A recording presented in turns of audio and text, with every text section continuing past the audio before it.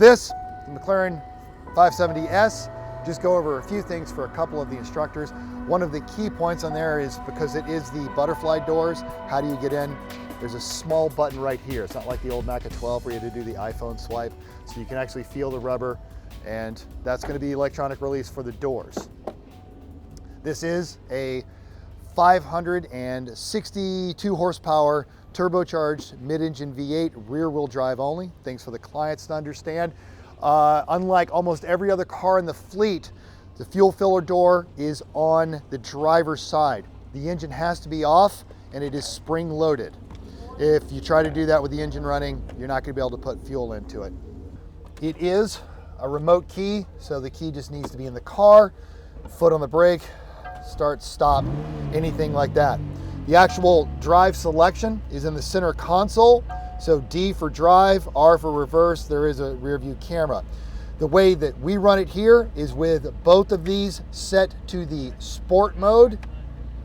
Here, turn the active suspension on, that will be illuminated, and turn the auto start and stop off.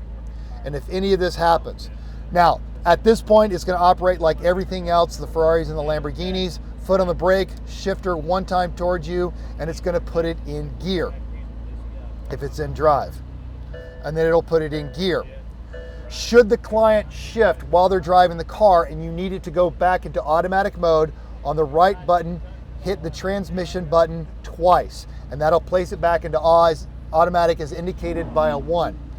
The fuel level is on the right side, lower half here on the gauge cluster. You're going to want to keep an eye on that.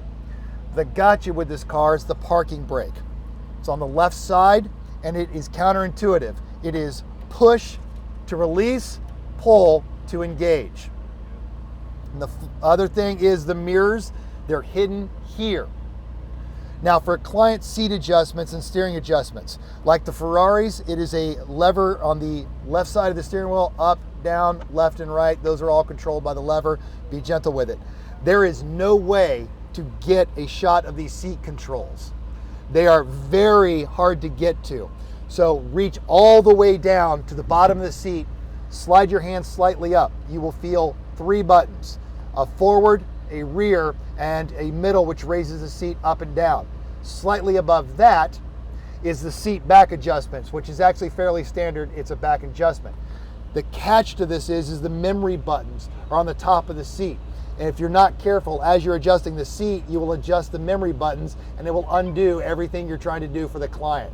So take some time, spend about 10 minutes in the morning before you get a chance, walk over, fiddle with the seat controls, and make sure you're comfortable with knowing how to get the client settled into these seats. Overall, that is the McLaren.